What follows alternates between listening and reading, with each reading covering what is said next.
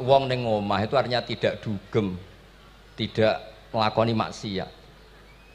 Itulah yang menjadikan usul fikih itu ilmu yang sangat terhormat. Coba kalau Anda jadi pakar usul fikih kayak saya, mau kaji betul usul fikih. Orang tidur semalaman jangan bahasakan tarokat tahajud, wa tarokal witro, wa taroka qiyamal lail. Tapi bahasakan taroka zina, wa tarokal ghibah, wa taroka kada wa kada minal ma'asi. Keren buatan. Keren. Kalau kamu udah ahli usul fikih maka kiai kok amen turu. Kiai kok guyon suwengi. Lu kiai guyon suwengi itu melawan. Kiai itu ustaz juga manusia. Karena bengi ku ya kepen nonton. Tapi kan mboten pantes. Akhirnya korbane santri ini dijak guyon gak jelas. Lah apel ning rondo ya ora pantes. Nglawan nafsu iku berat, carane ya dilalek-lalekno guyon iku. Lah muga-muga malaikat kabeh ahli usul fikih nganggep ngono iku perlawanan terhadap keinginan apa maksiat. Malaikat ngaji ora. Makanya itu disebut di kitab usul fikih tentang usul itu izma min mubahin illa wa yatahaqqaqu bihi tarku haramim ma fa'il zamu minas sukun tarkul qatli wa minas sukut tarkul ghibah. Tidak ada sesuatu yang mubah kecuali saat Anda lakukan, saat itu juga Anda meninggalkan keharaman. Maka sebetulnya mubah ini punya nilai yang luar biasa, yaitu tarkul haram atau tarkul ma'asi. Jadi sawangane sampean nang omah kukar-kukur, mlebu metu, kukar-kukur meneh, mlebu metu, bariku turu angop ngorok. Nah, semoga malaikat ini al-usuli sehingga ngitung itu hada tarokal ma'asiyah kullaha. Hebat. Ini orang yang tinggal napa? Maksiat. Kayak nak malaikat itu jenis rada ekstrim. Alumni kempek suwengi ra tahajud ora witir ku alumni opo? Mulane kula niku ngaji usul fikih terus supaya diperdengarkan ke malaikat.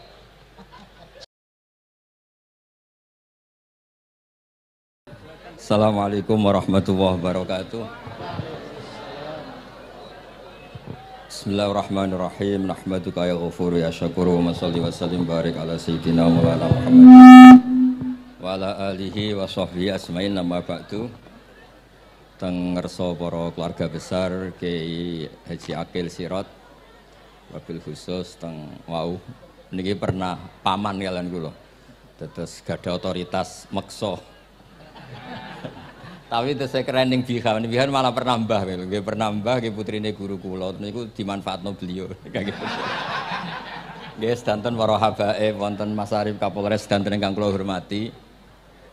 Niki paling kula ngisi nampung 20 menit niku mun top niku mun. Dados katanya niku ahlul ilmi dihormati tapi nyatane dipeksa. Terus memang banyak paradok dalam ilmu usul fikih. Ilmu usul fikih itu ilmu yang menjadikan orang itu bisa berpikir. Terus kalau tak cerita tentang pertama tentang Kiai Akil sing al-ma'ruf bi ahli nahwi. Nahwu riyen di era dulu itu dadekno tiyang dadi wali. Sampai disebut hatta nahat qulubuhum linahwihi famin azimi sya'nihi lam tahwihi. Tetes orang-orang baik niku ketika usul teng pangeran nyebut Allah la ilaha illallah mboten saged. Sagete namung nyebut dhamir sa'an niku hu. Akhirnya kathah toreko sing ha hu niku gara-gara ahli nahwu niku. Nah disebut fa'uribat makna dhamiris sya'ni. Jadi ngelafatkan la ilaha illallah ndak bisa tapi hu bisa. Mergi ke Jawa niku tukang ngakali, terus hukum niku diakali. Sakjane teke hadis niku mangkana akhiru kalami la ilaha illallah dakhalal jannah. Tapi ada kekhawatiran pas la ilaha mati. Lan la ilaha mati ra radi kaya ateis. Ora ana pangeran maujud mati. Sampeyan kan gak iso janjian mbek Israil. Kan mboten saged weanan, mboten saged kong kali kong. Nah, daripada la ilaha niku resiko karena takut mati pas la ilaha dereng illallah terus Kiai Jawa mulai nalkin ngangge Allah. Tapi Allah sarasan itu tidak mewakili la ilaha illallah. Akhirnya diambil dhamir sa'an fa'lam annahu la ilaha illallah. Niku asal usulnya. Cuma kebetulan toreko kita tidak jalur itu, tidak jalur yang lewat domir nopo sya'an. Tapi sementing tadi dawe Kiai Mustafa, sementing kita tahu secara ilmu. Terus nomor kali cerita uzlah wow. Kalau memang benar-benar uzlah. Terus kalau nu diundang acara-acara publik kemarin Habib Jindan gitu, hanya di halaqah ilmiah. Kemarin terakhir beliau ngerayu ini jari marrotan wahidah. Ini saya pegang. Dan itu dicatat di Loh Mahfud. Dan ciri utama kiai itu tidak membatalkan perjanjian. Jenengan jauh marrotan wahidah pas nih. Ben gelem. Terus ngeten kula cerita sithik tentang ilmu yang sering kula utarakan. Di antara kitab yang dipakai guru-guru kita sing dilanggengi Mbah Mun Maus niku kitab Ihya. Kula dari sekian cerita Ihya yang paling kula kenang niku bahwa ternyata Allah itu andaikan boleh dibahasakan niku cara berpikir itu dalam bahasa tafsir disebut tanazul. Tanazul niku wong ben kaya orang kebanyakan. Saya ulang lagi supaya orang itu kayak orang apa? Kebanyakan. Ada dua ahli neraka yang dipanggil, yang satu ditakoki, "Cung ning neraka piye rasane?" "Syarru makan." Mboten enak Gusti. Terus pangeran diken balik, ya wis kono cung mlayu balik nang neraka. Niku tiange lari kencang, sekencang-kencangnya. Semangate seneng ape kon balik ning neraka. Ditakoki mbek pangeran, "Lho cung kon mara neraka kok seneng?" "Kula nu pun kapok Gusti, kula nu nyesal ketika di dunia nak jenengan utus niku lelat-lelet. Niki kula tobat dengan bukti dikan jenengan teng neraka kula mlayu." Lho nu pangeran akhirnya haru, wong kok semangate mlebu neraka kaya ngono. Mergo diperintah pangeran. Ya dados niki ijazah jenengan akan mlebu neraka jenengan sing semangat nggih. Karena zaman ning donya sering diperintah Allah mboten napa? Semangat. Nah niku kemungkinane dibarno, kemungkinane dipanggil. Lah yang niku terus dipanggil oleh Allah. Ya wis kaya wong apik, tak kongkon nurut tenan, semangat tenan, terus diken mlebu swarga. Nah niku ijazah pertama nggih. Dinaken mlebu neraka sing napa? Semangat. Sing kedua niku dipanggil niku plengakan lelat-lelet. Kados kula diutus Gus Mus niki nelpon. Nelpon kula mboten purun akhire ning Bika jare matur Gus Subak. Turuti ya, aku diamuk Bika jare Bapak. Dados niki melibatkan sekian pihak untuk memaksa saya datang ke mriki. Aduh, repot wong sawang kempek niku. Repot nyen repot. Mugi-mugi di sepuro ngoten. Yang kedua niku diken mlebu neraka malih ku lelat-lelet, ndelok pangeran mboten semangat. Ditakoki mbek pangeran, "Kenapa kamu tidak semangat?" "Saya itu tidak pernah ngira jenengan yang baik sudah masukkan saya ke surga, kemudian jenengan nyuruh lagi saya ke neraka. Saya tidak pernah mengira engkau itu seperti itu." Terus Allah nggih, "Ana indadzoni abdibi." Ya wis ra apa-apa, swarga wae swarga. Ini dua ijazah untuk sampean supaya bisa masuk napa? Swarga. Terus kita tidak pernah tahu napa Gustofa ngundang kula nyenengno wong akeh ganjaran, napa meksa wong alim dosa, mboten ngerti kula carane. Karena dalam ilmu usul fikih, kembali ke usul fikih, kula nu gadah khazanah kathah tentang debate pangeran kalian nabi ini. Kathah, mboten satu dua contoh di beberapa kitab tafsir. Suatu saat kula sering cerita niki, suatu saat Khalilur Rahman Ibrahim itu kedatangan Israel. "Kamu mau apa? Mau matikan jenengan?" Kata Nabi Ibrahim, "Harra'aital khalil yumitu khalilah." Mosok aku kekasih pangeran dipateni, mosok orang yang dicintai membunuh yang dicintai. Orang yang mencintai seseorang kemudian membunuh yang dicintai. Tidak ada itu. Akhirnya Israel matur teng pangeran. Cara politiknya ngeten sing cara lagi seneng ngendikan politik. Wani kiai lengser jare beliau. Ono. Nak kula niku ahli tauhid wis pancen kodok kodare ngoten mawon dadi mboten berpikir ruwet-ruwet.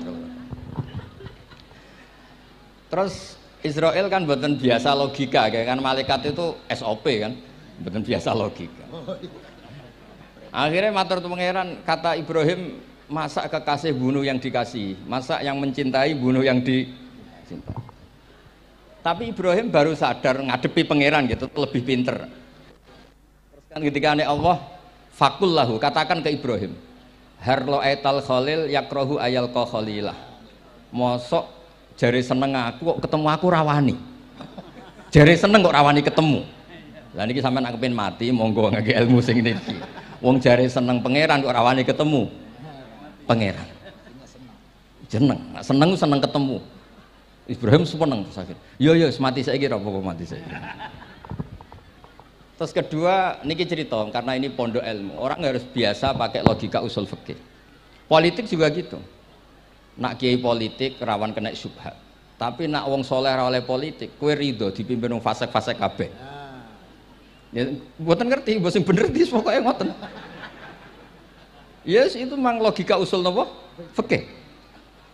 Logika usul napa? Fikih. Ketika Nabi Adam badhe didamel, niku materinya saking bumi. Pertama sing diutus Jibril. Jibril ambekan qabdatan minal ardi, segenggam bumi. Saya mau bikin Adam, materinya dari bumi. Setelah datang ke bumi mau ngambil ista'adzat billah. Maksudnya ista'adzat billah, a'udzu billahi minka, saya berlindung Allah dari kamu. Antasinani. Kula ngarepe Gus Tofa dari ahli nahwu terus kula niki tak goleki tenan pancen syanahu mun mutaaddi bi nafsi. Mungkin nek dibuli ku antusinani kok panjang nanti cerita. Saya tidak ingin bagian dari saya diambil, kok aku bolong. Itu coro bumi itu sudah masalah. Terus akhirnya Jibril kembali, ya Allah dia berlindung kepada engkau maka saya lindungi. Allah membenarkan Jibril, Mikail juga sama. Tapi ketika Israel, ini Israel itu masalah memang.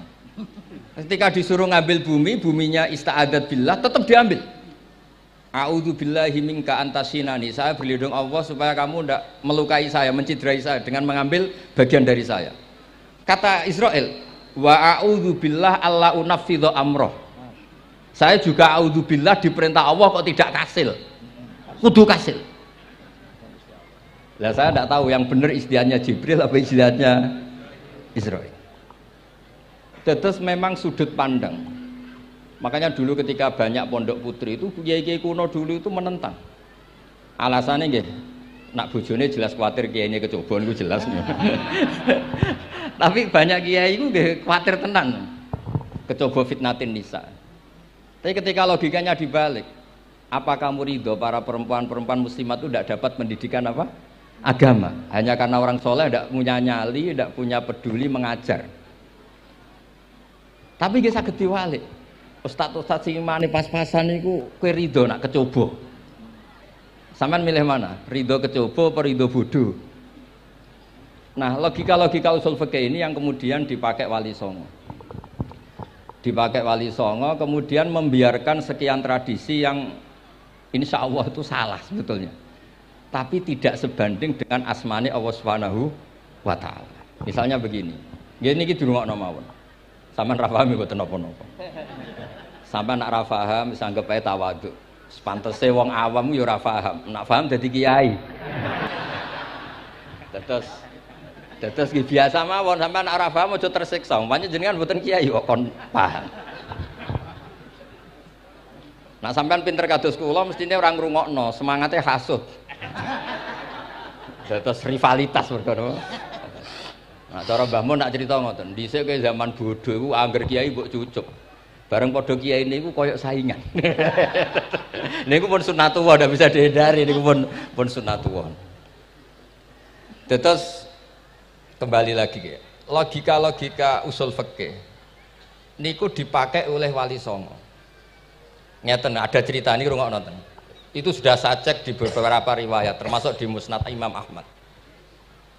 Ada orang ini bukti teorinya Wali Songo itu benar. Wonten tiyang gadah kesalahan. Niku dokumen kesalahan niku maddul basor sepanjang mata melihat. Wes ngoten jumlahnya 99 bok. Kayak apa banyaknya? Per bok maddul basor sepanjang mata nopo melihat. Ketika dia ditanya Allah itu kalau tanya demokratis. Adzolamat kakatabati. Jangan-jangan malaikat saya sentimen. Kalau kamu jelek ditulis, kalau baik enggak. Enggak Gusti. Afalaka udhurun, jangan-jangan kamu saat salah itu punya alasan. Enggak Gusti, ya memang salah. Tapi kata Allah, sudah kamu tenang saja, kamu punya ini. Itu hanya satu box, ya kira-kira kayak tempat jam tangan itu. Ndak, kamu punya ini cukup ini. Terus malaikat tanya, ya Allah, apa artinya, apa ngefek itu kalau ditimbang tuh kejelekan sebanyak itu dengan satu box jam. Orang ini juga bilang, Gusti sudah ada usah ditimbang, nggak ngefek, itu pasti kalah. Tapi setelah ditimbang menang yang satu box kecil tadi. Karena di situ ada la ilaha illallah Muhammadur Rasulullah.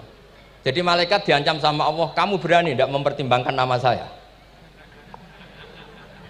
Apapun banyaknya box itu dosa itu tidak saya.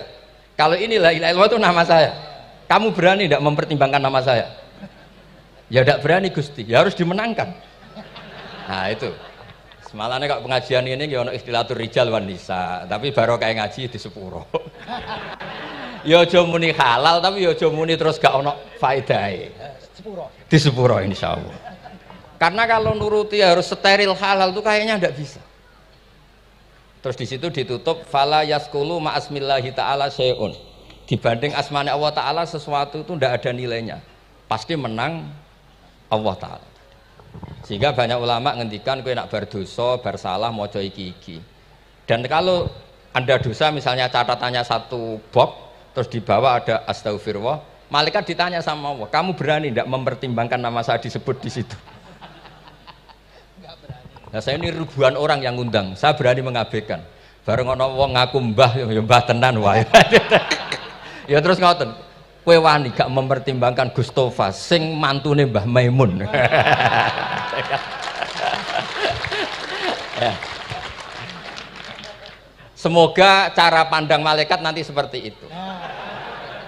Tapi nanti kalau malaikat cara pandang, mbah kok tukang maksa putu. Itu mbah model opo. Nah, saya ini sudah ngalah satu kali. Berikutnya logika kedua yang insya Allah terbangun di kalangan malaikat, yaitu mbah ora oleh maksa napa putu. Ning dinggon mbah yang baik putune dolanan di barno. Ini ora. Putu lagi asik-asik dolanan. Rene. Kon nyapu. Nah, itu udah jenis mbah yang baik.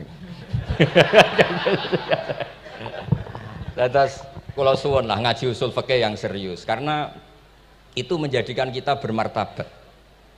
Kulo niku sering lepas jenazah tangga-tangga kulo nggih penggene delok TV, nak bengi nggih ngelamun, ngayal sugih, kadang yo ngapalo tikus sing liwat dhuwure saking ora ana penggawean. Tapi kulo nang lepas jenazah ini orang baik. Sampai bojone protes, "HP opo lho Gus, angger bengi iku mau ngelamun ngitung tikus liwat, ngitung apa."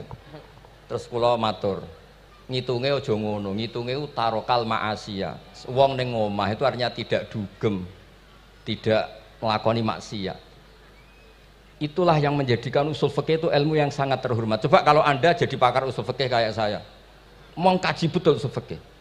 Orang tidur semalaman jangan bahasakan tarokat tahajud, wa tarokal witro, wa taroka qiyamal lail. Tapi bahasakan taroka zina, wa tarokal ghibah, wa taroka kada wa kada minal ma'asi. Keren buatan? Keren. Kalau kamu udah ahli usul fikih maka kiai kok amen turu. Kiai kok guyon suwengi. Lu kiai guyon sungi itu melawan, kiai itu ustaz juga manusia, karena bengi itu ya kepengen nonton, tapi kan buatan pantas. Akhirnya korbannya santri ini dijak guyon gak jelas. Lah apel neng rodo ya ora pantas. Ngelawan nafsu itu berat, caranya ya dilalek-lalek no guyon itu. Lah muga-muga malaikat kabeh ahli usul fikih nganggep ngono iku perlawanan terhadap keinginan apa maksiat.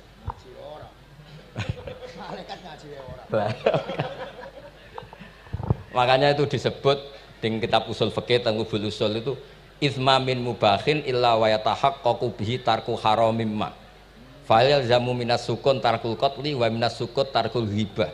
Tidak ada sesuatu yang mubah kecuali saat Anda lakukan, saat itu juga Anda meninggalkan keharaman. Maka sebetulnya mubah ini punya nilai yang luar biasa, yaitu tarkul haram atau tarkul ma'asi.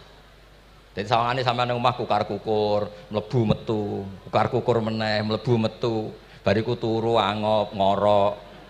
Nah, semoga malaikat ini al-usuli sehingga ngitung itu hadza tarokal ma'asiya kullaha. Hebat. Ini orang yang tinggal napa? Maksiat. Tapi nak malaikat itu jenis rada ekstrim. Alumni kempek, suwengi ra tahajud ora witir, ku alumni opo? Mulane kalau niku ngaji usul fikih terus supaya diperdengarkan ke malaikat. Supaya teorinya pakai usul nopo? Fikih. Jadi kalau melihat kita melakukan mubah niku dihitung tarkul nopo? Ma'as. Nah ini pentingnya ngaji.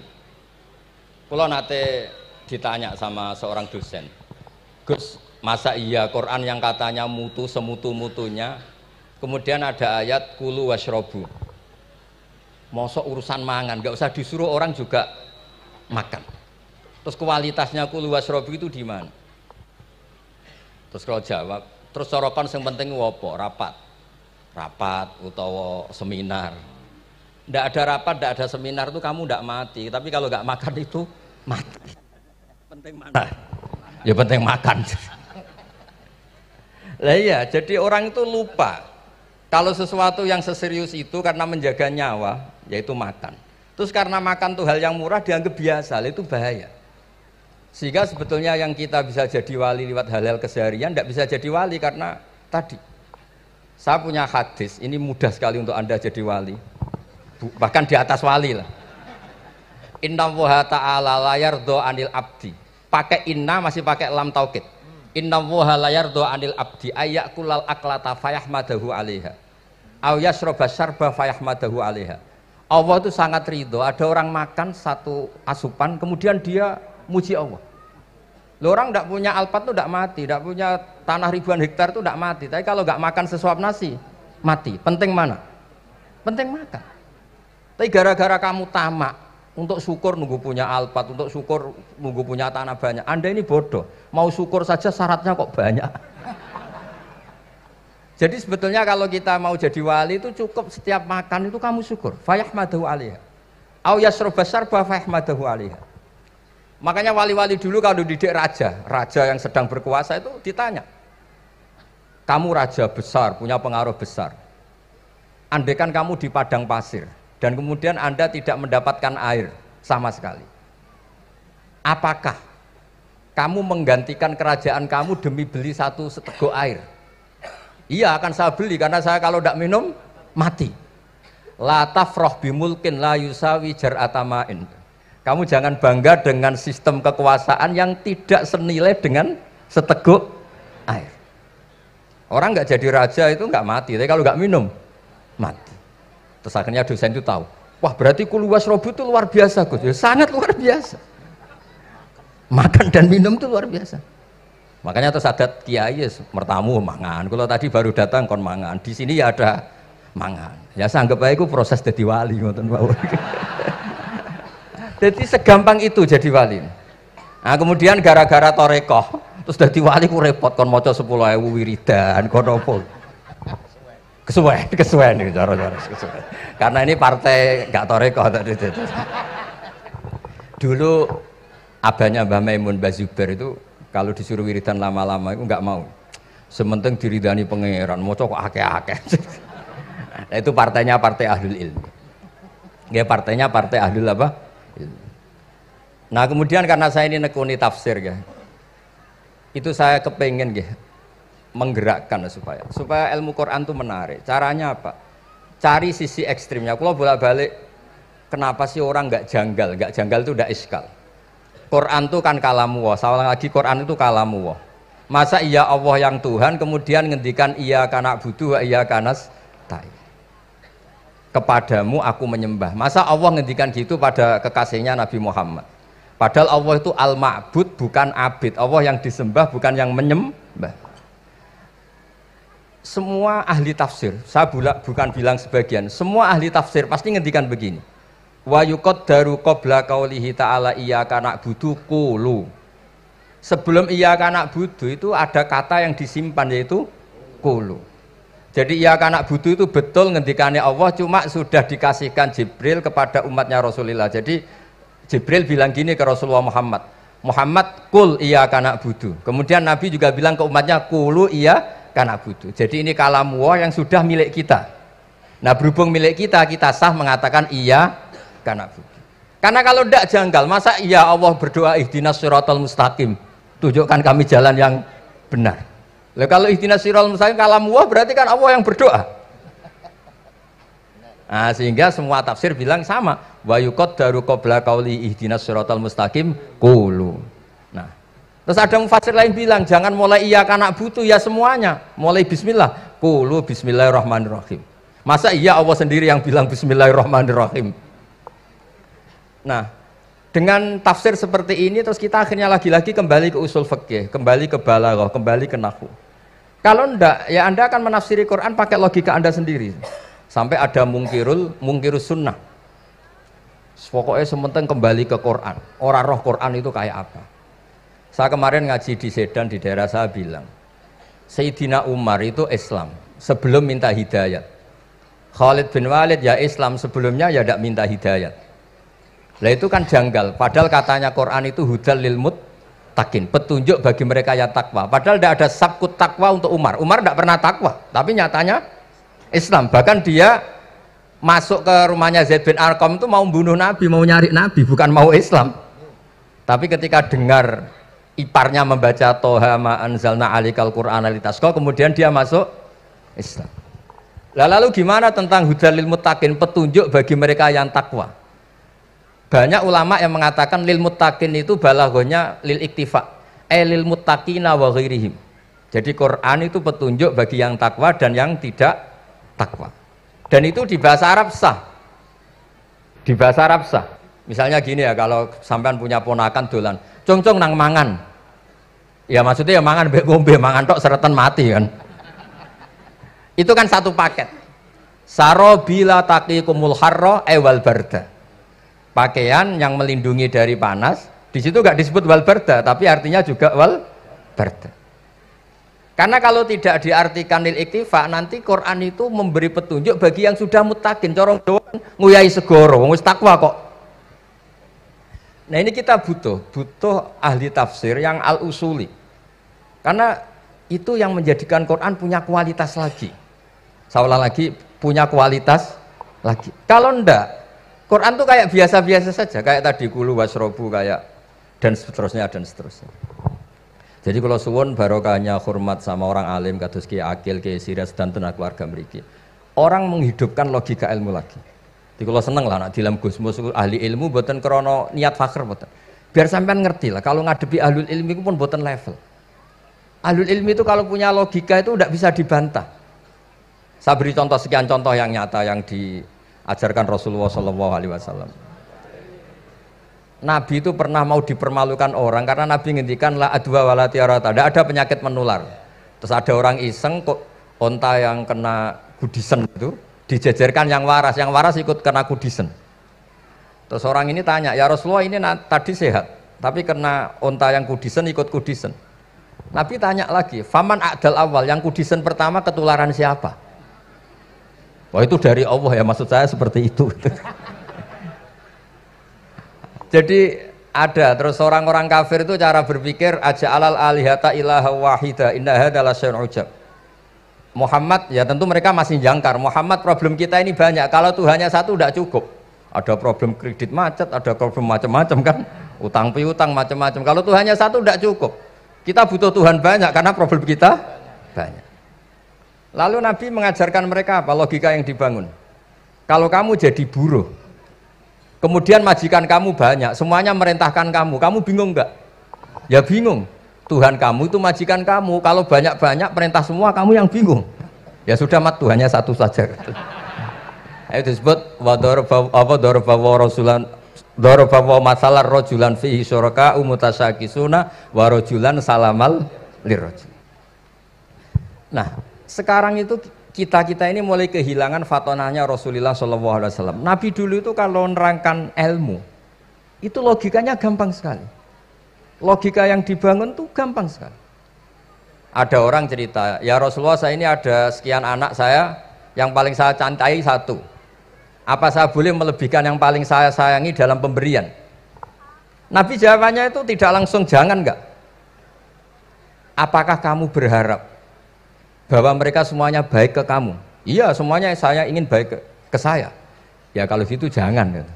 Kan tidak fair kita mengunggulkan yang satu, melebihkan yang satu, sementara kita berharap semuanya baik. Itu tidak fair kata Nabi. Jadi dulu Nabi itu, terus ini yang cerita fikih. Dulu Ahlul Madinah itu mangga, itu masih pentil sudah dijual. Pentil dijual harganya 2 juta. Masa iya pentil harganya 2 juta? Karena dengan asumsi sudah jadi mangga. Tapi ketika Nabi datang di Medina dan penduduk Medina itu abkhosna sikailan, orang paling buruk dalam pertimbangan dalam jual beli. Nabi cara ngendikan itu unik. Aro'aitum lau anna waha yamna'us samra fabima yastakhillu ahadukum mala akhi. Kalau pentil ini ternyata kena angin terus kemudian tidak jadi buah, lalu kamu nerima uang 2 juta itu atas nama apa? Atas nama beli pelem, nyatanya belum jadi mangga. Mosok kalau pentil seharga 2 juta. Semenjak itu terus Ahlul Madinah sadar kalau jual buah itu nunggu ba'da buduwi solahiyah, setelah samroh ini berbentuk. Tapi Nabi tetap ngendikannya pakai logika. Nah, sekarang banyak kiai yang sidik-sidik neraka. Sebenarnya Nabi itu ngajari logika. Ada pemuda, dia itu hipersek, mau masuk Islam tapi tetap boleh bebas. Saya ini ingin Islam tapi jangan larang seks bebas. Wah, itu sahabat semuanya melarang ketemu Nabi karena ini ngawur betul, masa pamit Islam kok. Tapi setelah gaduh, Nabi tanya, kenapa gaduh? Ada pemuda mau masuk Islam tapi yasta'izinu fi zina, dia minta izin supaya tetap boleh zina. Kata Nabi, suruh saya ke sini. Setelah datang di depan Rasulullah, logika yang dibangun Nabi itu luar biasa. Atuhibbuhu li bintik. Kamu suka punya anak putri kemudian jadi demenannya orang laki-laki hidung belang. Ya enggak, saya bunuh orang itu. Andaikan itu ke ibu kamu, saya bunuh orang itu. Atuhibbuhu li bintik, atuhibbuhu li ummik, atuhibbuhu li ukhtik, atuhibbuhu li kholatik. Kamu suka punya anak putri yang jadi demenannya orang? Ya tidak suka ya Rasulullah. Kamu suka kalau punya ibu didemeni orang banyak? Ya tidak suka Nabi. Sampai otaknya itu yastakbihu zina, sehingga otaknya itu wah zina itu buruk betul. Akhirnya ya Rasulullah sudah, saya mau se-Islam tanpa zina-zina. Karena logika yang dibangun Nabi itu luar biasa. Nabi pertama mengingatkan atuhibbuhu li bintik, atuhibbuhu li ummik, atuhibbuhu li ukhtik, atuhibbuhu li kholatik. Sampai dia ini nggak bisa apa-apa. Sudah Nabi sudah. Jadi logika ini yang harus kita waris. Lagi-lagi kembali yang bisa waris itu ahlul ilm. Sama itu kan kayak diskusinya Nabi Yahya dan Nabi Isa. Nabi Yahya itu suka berkawan orang-orang soleh. Setiap berkunjung di mana itu nyari yang orang-orang soleh. Ditanya kenapa kamu berkawan orang soleh? Ya berkawan orang soleh itu asik. Tapi kalau Nabi Isa enggak. Kalau ada desa-desa yang masih hitam, masih merah itu dikunjungi, kemudian dibina. Ditanya sama Nabi Yahya, lima anda tanzilu ala syirarin nas, kok kamu kumpul orang-orang yang kayak gitu? Jawabnya beliau, innama ana tabibun udawil mardo. Di mana-mana Nabi itu ya dokter, di mana-mana dokter menyembuhkan yang sakit. Jadi dulu logika kebalikan itu dibangun, sehingga dulu ulama khilaf itu ikhtilaful a'immah apa? Rahmah. Masyhur itu. Saya sering cerita dan itu ada di kitab Khilyatul Auliya. Nabi Yahya itu lebih ceria. Nabi Isa itu agak sering cemburut. Atau kebalikannya, pokoknya yang satu tuh mali aro ka'abisan ka'annaka taqnatu mir rahmatillah. Kamu kok sering cemburut, seakan-akan rahmat Allah itu terbatas, wong kok ra iso syukur. Yang satu gojlok, mali aro ka dhahikan ka'annaka ta'manu mim makrillah. Kowe kok guya-guyu, kok is bebas kok neraka wae gitu. Nah, sehingga ya itu tadi sudut pandang. Makanya saya sering cerita dulu kalau Said Abdul Al-Haddad itu tanya, "Cung kowe ngaji sapa?" "Ngaji si A." "Kiaimu tau nangis?" "Ndak." "Ojo ngaji, kiaimu ati atos, kiai kok ora iso nangis." Tapi kalau Abdul Hasan Asadili kebalikan, "Cung kowe ngaji sapa?" "Ngaji si A." "Kiaimu tau guyu nak ngaji?" "Mboten nate." "Ora usah ngaji wong ora iso syukur." Jadi nah itu yang akhirnya menjadi keseimbangan khaufau wa tama. Ada khauf, ada apa? Roja. Sehingga karena sudut pandang itu nggak bisa dihilangkan, sawalangnya nggak bisa dihilangkan. Ini yang sering diceritakan Kisah itu kakaknya ini.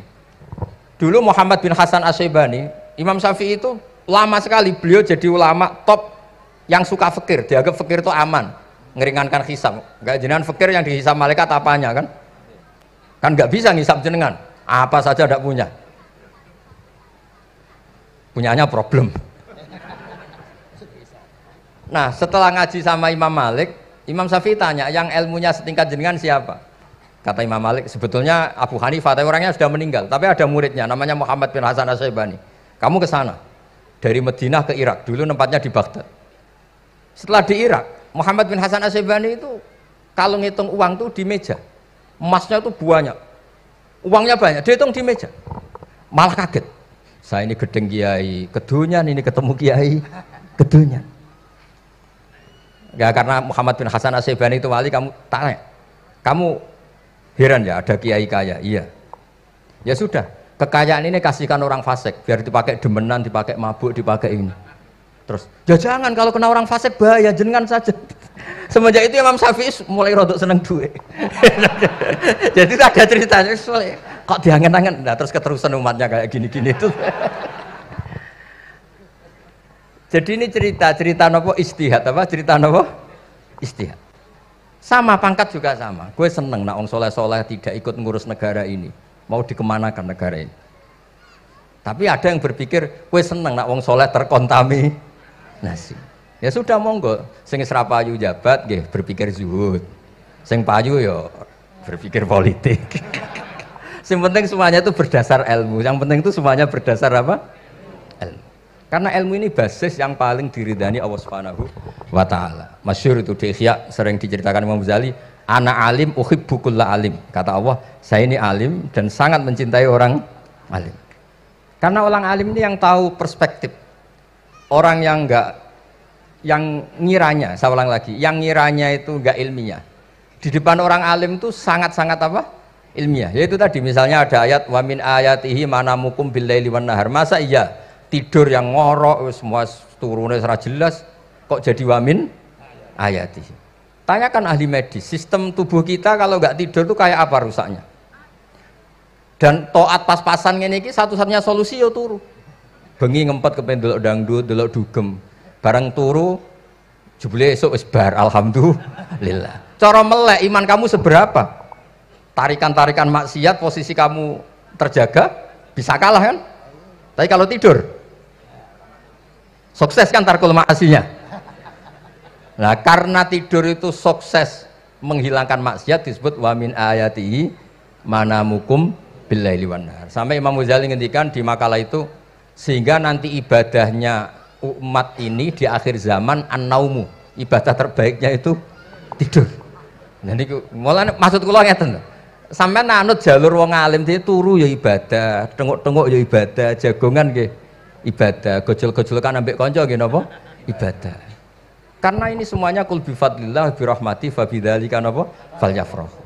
Tapi kalau kamu tidak punya basis ilmu, adanya suudzon. Kiai kok jagongan guyon sewengi kiai opo?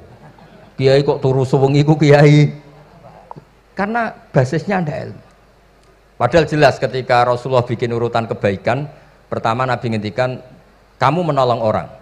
Jika tidak bisa, terakhir Nabi ngendikan takufu syarraka anin nas fa innaha shadaqatun minka ala nafsik.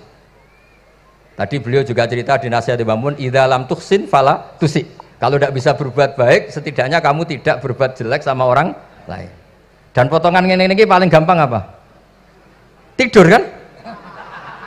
Wis sampean nak turu wis ra zina, ra maling, ra ngrasani wong wis ora tusik. Nah, dengan konstruksi usul fikih seperti itu kamu tahu kualitas ayat wa min ayatihi manamukum billaili wan nahar. Ya sama, ternyata makan itu yang menjaga nyawa. Ternyata makan itu yang menjadikan syukur. Kalau kamu nggak percaya puasa. Sama nak poso gedang goreng itu mewah. Gedang goreng itu mewah. Air satu teguk itu mewah. Makanya kalau ulama dulu ada santri kepengen mangan enak. Ya saya ingin mangan enak gini-gini caranya gimana? Itu rumusnya ada sate, ada mie ayam. Idamuhu alju. Kalau kamu ingin enak, lauknya itu lapar. Ya kita kalau puasa itu semuanya kan enak. Nah itu lagi-lagi basisnya itu ilmu. Nah sekarang banyak orang yang sudah tidak peduli dengan ilmu. Kayak ijazah dilakoni kan. Jadi kayak wiridan la ilaha illallah itu sebetulnya harus dibarengi dengan ilmu. Ini yang terakhir supaya nggak lama-lama. La ilaha illallah itu basisnya ilmu. Surga yang begitu mewah itu dibikin juga bagi yang melafadzkan la ilaha illallah. Neraka yang begitu ekstrim Sampai kalau benda dijatuhkan dari atas ke neraka, itu sampai bawah nunggu 70 tahun. Bisa kamu bayangkan kalau kamu di dalam naiknya susah itu. Ini dijatuhkan ke neraka itu sampai bawah nunggu berapa? 70 tahun. Loh, neraka sebegitu ekstrim, itu dibikin untuk yang menolak la ilaha illallah. Berarti kalimat ini kalimat spesial. Kalimat yang neraka dibikin ya atas nama itu yang menolak, surga dibikin juga atas nama itu yang menerima. Itu satu saktinya la ilaha illallah. Sakti kedua, orang kafir 70 tahun ngelafatkan la ilaha illallah sekali langsung dihukumi mukmin. Yughfar lahum ma qad salaf. Qul lil ladzina kafaru iyantahu yughfar lahum ma qad salaf. Orang yang melafatkan la ilaha illallah Muhammadur Rasulullah itu dosa 70 tahun kafir itu hilang semua. Tapi gara-gara ada ilmu terus diumumkan tahlil dening Kiai Haji Niam mesti sing nguri wah sawi mesti. Padahal kalau kamu tahu ilmunya tadi, ini kalimat yang luar biasa. Kalimat yang bisa melebur dosa. Bahkan dalam madzhab Sadiliyah itu unik. Kalau kamu wiridan la ilaha illallah itu jangan istighfar dulu, istighfarnya belakangan. Alasannya Abdul Hasan As-Sadili itu fa'lam annahu la ilaha illallah wastaghfir li dzambik li hadil kalimah. Orang kafir 70 tahun, dia istighfar 100 kali enggak akan dimaafkan Allah. Tapi ngelafatkan la ilaha illallah langsung dimaafkan. Jadi orang bisa dimaafkan tuh barokahnya la ilaha illallah.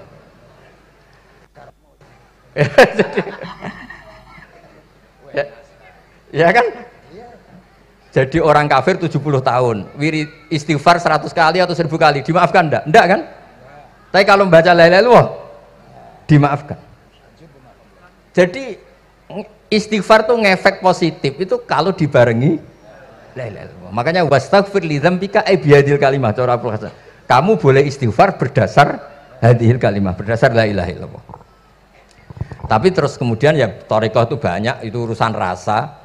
Justru karena la ilaha illallah kalimat thayyibah harus disucikan dulu. Caranya istighfar dulu. Nah itu urusan monggo lah. Tapi apapun itu basisnya harus napa? Ilmu. Basisnya harus ilmu. Jangan malah sentimen. Wong di kuburan wiridan la ilaha illallah dihukumi kafir. Nah, itu kan aneh. Wong kalimat ini yang kafir saja menjadi muslim, sekarang yang muslim menjadi kafir. Itu paham kok seaneh itu gitu kan. Ya karena basisnya ada ilmu tadi. Coba kalau basisnya ilmu, itu kan aneh betul. Hadil kalimah kalimatun soro bihal kafiru musliman. Fakaifa sorol muslimu bidzalika kafiron. Ini kalimat yang kafir saja menjadi muslim. Masa dengan kalimat yang sama yang muslim menjadi aneh gak? Aneh. Jadi kalau suwon, pokoknya basis ilmu harus sekuat-kuat. Caranya gini nagih kiai kon sregep mulang aja politik terus ngoten. Tapi politik ya bagian dari ilmu, wis ra iso diterangno les. Nggih ngoten mawon. Assalamualaikum warahmatullahi wabarakatuh. Sik Gus, aja lunga dhisik. Iki wong semuanya sudah tahu sampean alim, menerangkannya enak, fiqhan wa usulian wa tafsiran. Cuma mereka yang tanya itu biyen belajar piye kok iso alim kaya ngono, ya kan? Nah, terangkan Gus, terangkan. Mati.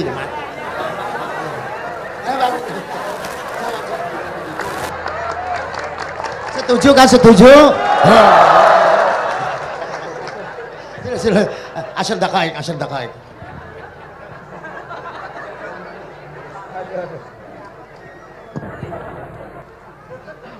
Andaikan pertanyaan itu ke Mbah Mun, mungkin jawabnya gurune sopo.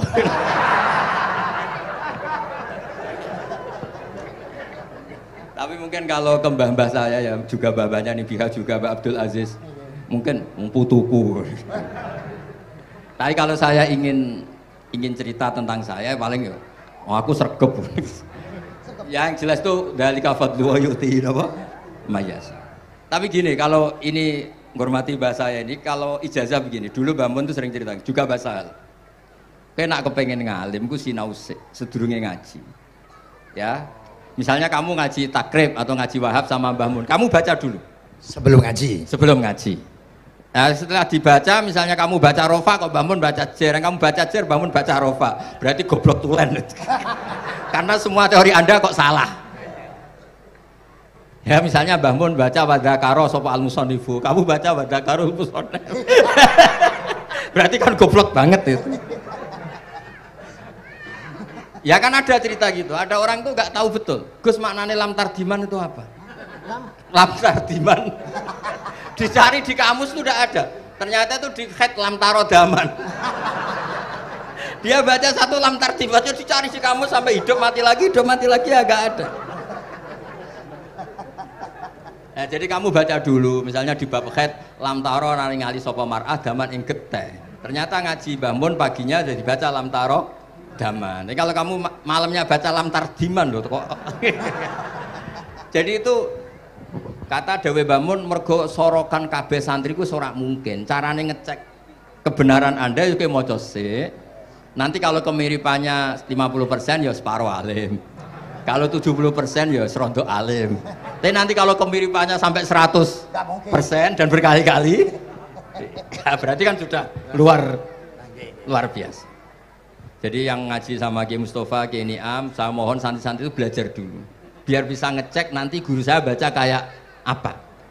Waduh salah ya Gus. Kenapa lah? Waduh salah. Karena kiai itu kalau salah ya mau ngalah. Ini ceritanya bangun betul. Ada kiai nggak tahu apa kakean mergawe, kakean politik nggak tahu. Wal babi lan walang.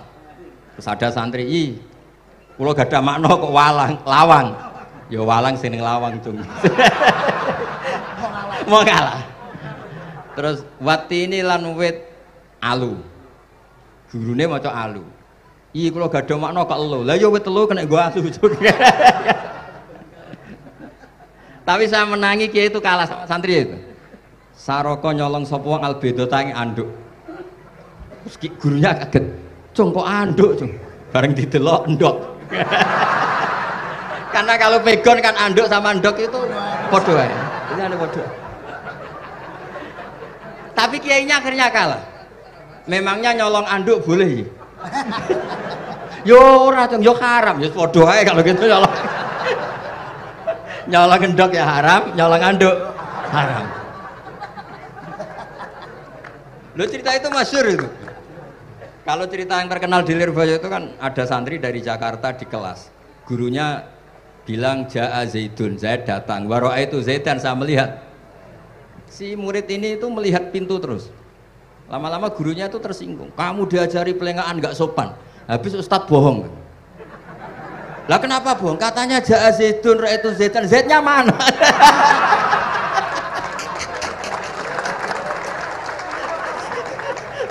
Dia gak ngerti. Zaid datang, saya melihat. Mana orangnya kok dibahas-bahas terus itu?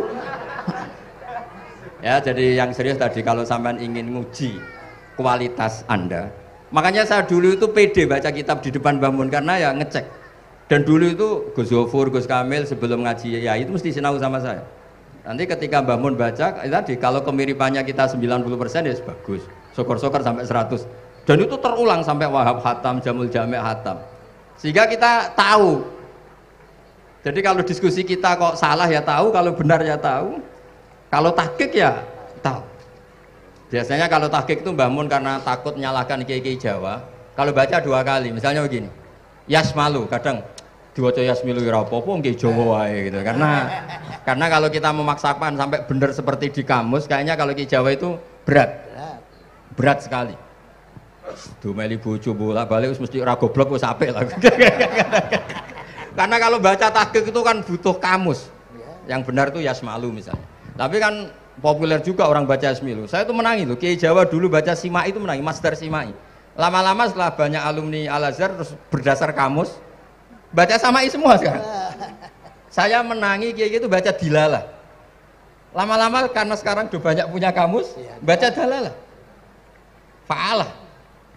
Jadi Kiai itu juga kadang-kadang keteror muridnya.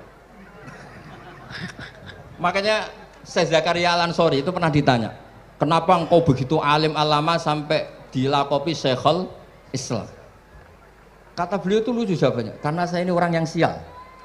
Saya dulu punya guru namanya Ibnu Hajar Al Asqalani dan punya murid namanya Ibnu Hajar Al-Haytami. Kata beliau, dukik tu bena hajaro ini. Saya ini digebek dua batu. Kalau mau ngaji takut saya minta ampun karena disuruh baca sama Ibnu Hajar Al-Asqalani. Kalau mau ngajar takutnya saya bukan main karena Ibnu Hajar Al-Haytami itu cerdasnya bukan main. Jadi kalau saya salah itu konangan. Akhirnya dia jadi orang sial tadi. Mau ngaji ya belajar, mau ngajar ya belajar. Makanya meskipun ini pernah sepuh saya tidak berani ngaji beliau. Wah mesti meriang saya kalau ngaji. Jadi yang terkenal alim-alim mohon ngajinya dikurangi ya, karena ini kasihan gurunya. Kasihan gurunya. Nggih, Bon cekap. Bon, itu catat ya. Sebelum ngaji baca dulu. Satu lagi, Gus. Sampean ketoke kiai ndesok kok kuliah. Betul kuliah? Oh, nggih nggih. Pun dari belajar dari mana sampai kemana Gus jenengan? Dari Mondok sampai ke Jogja sampai Putih. Monggo.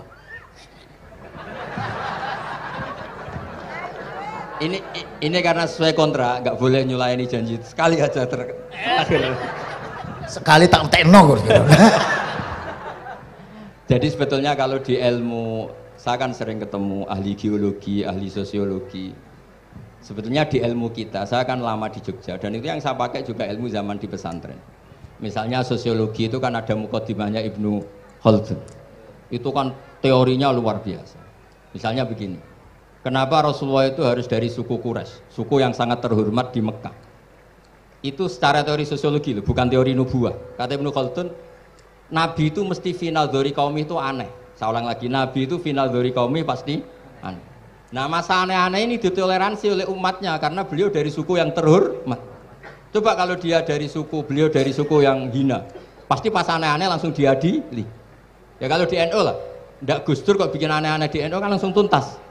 Tapi berhubung Gus Dur cucu Mbah Hasyim, orang itu mentoleransi, bahkan mengira jangan-jangan teori beliau lebih baik ketimbang kita. Nah makanya terus kata Ibnu Khaldun, ma ba'atsawu nabiyan illa fi mana'atin min qaumin, tidak ada nabi diutus kecuali dari kaum terbaik supaya masa-masa transisi ini nggak ada perlawanan. Nah itu namanya sosiologi. Sehingga beliau ngendikan, ini versi tarikh bukan versi Ibnu Khaldun saja. Ketika sahabat disuruh hijrah karena disakiti orang kafir Quraisy, lah engkau sendiri ya Rasulullah, saya ini orang Quraisy, nggak akan ngalami yang seperti Anda alami. Nah itu namanya sosiologi. Begitu juga matematika. Saya sering ketemu pakar matematika dari UI, dari UGM. Misalnya bilang zakat kan 2,5% misalnya zakat tijar. Saya bilang kalau ngitung itu porogapit, padahal kita zaman sekolah porogapit itu pantangan. Tapi saya bilang saya punya matematika lebih cepat. Apa itu Pak Ba? Kalau manggil saya Pak Ba. Kalau di kitab disebut rubu'ul usyur apa? Jadi bertahap. Misalnya 1 juta, usurnya akan 100.000. Setelah 100.000 rubuknya 25.000. Itu kita tidak usah pakai catatan bisa. Nah itu matematika Arab. Makanya orang Arab tuh nggak bisa nulis, tapi matematikanya cepat karena bertahap. Misalnya 1 miliar ya cari aja usurnya 100 juta. Berarti rubuknya 25 juta. Berarti 2,5-nya 1 miliar itu 25 juta. Tapi kalau orang Arab bilang itu rubul usur. Diusurkan dulu baru dirubuk. Misalnya 6, 2/3 6 berapa? Orang Arab bilang sulusan. 6 sulusnya 2. Sulus 2 kali berarti 4. Sama misalnya zakat zuruk. Zakat zuruk itu kan al usyur sama nisful usyur. Berarti misalnya kalau tidak disirami ya, tidak biaya, zakatnya itu 10%, berarti per 100 10. Nah sekarang kalau 10 ini kan berarti 1/10. Lah nanti kalau disirami pakai biaya namanya nisul usyur, berarti 5. Jadi orang Arab itu nggak mau langsung bilang 5 karena kalau 100 dibagi 5 itu apa jadi 5 itu mikirnya panjang. Jadi diusurkan dulu terus nanti dibilangkan nisful usyur. Nah, jadi ilmu khazanah kita ini sudah luar biasa. Nah, itu makanya terus orang Arab kalau ngitung matematika itu tidak usah tulisan, tidak usah porogapit karena bertahap tadi. Jadi misalnya 2,5 bahasannya apa? Rubu'ul usyur. 1 miliar usurnya berapa? 100. Rubuknya berapa? 25. Nah ini semoga buatan ngingkari janji. Wassalamualaikum warahmatullahi wabarakatuh. Matur. Sebetulnya masih ada satu lagi, cuma ampun. Beliau adalah sangat hafal dengan nu'util masyayikh. Artinya sebutan, kenapa Imam Ghazali itu Syekhul Islam, Hujjatul Islam, kenapa Imam Anu Syekhul Islam, kenapa Imam Anu, sahabat Anu kok ada Saifullah, ada Asadullah, itu biar ahli sekali, karena ini belum tuntas, jadi ya berikutnya insya Allah kita mentongakakan, ya Allah moga-moga Gus Bah gelem kok entongakakan jajal dongane Gus Bah karo dongan sampean mandindi kira-kira. Matur nuwun Gus, matur Sayyid, matur nuwun, sangat matur nuwun, sangat Masya Allah niki jelas Gus Bah itu enteng, cepet atau diterimanya ku apa jenenge keterangannya cepat dan sebagainya cepat. Enggak ada kayak yang jelimet tak kira, apalagi saya mendengar dianya saja nggak paham kok. Nah itu, nah demikian matur nuwun, sampean kudu matur nuwun sangat wong sing lagi uzlah ora gelem, luar biasa. Kita hanya udah selanjutnya kata mawon Gus, kula sak sedulur sak santri-santri nek pas jenengan donga pas uzlah njaluk ditungakne ngoten mawon. Nah nggih, ngoten mawon pun nggih. Sampai situ. اللهم صل على سيدنا محمد أجمعين الحمد لله رب العالمين اللهم ربنا ظلمنا أنفسنا وإن لم تغفر لنا وترحمنا لنكونن من الخاسرين اللهم يا فتاح يا خير الفاتحين افتح قلوبنا واشرح صدورنا واجعل علومنا نافعة واجعل أعمالنا صالحة واجعل ذرياتنا طيبة واجعل حياتنا حياة مطمئنة مرزوقة سالمة من الآفات والبلايا برحمتك يا أرحم الراحمين اللهم يا لطيفا بخلقه ويا عليما بخلقه ويا خبيرا بخلقه الطف بنا يا الله في قضاء حوائجنا كلها من حياة الدنيا والآخرة يا لطيف يا عليم يا خبير لا إله إلا أنت سبحانك إني كنت من الظالمين لا حول ولا قوة إلا بالله العظيم صلى الله على سيدنا محمد الحمد لله بالعالمين الفاتحة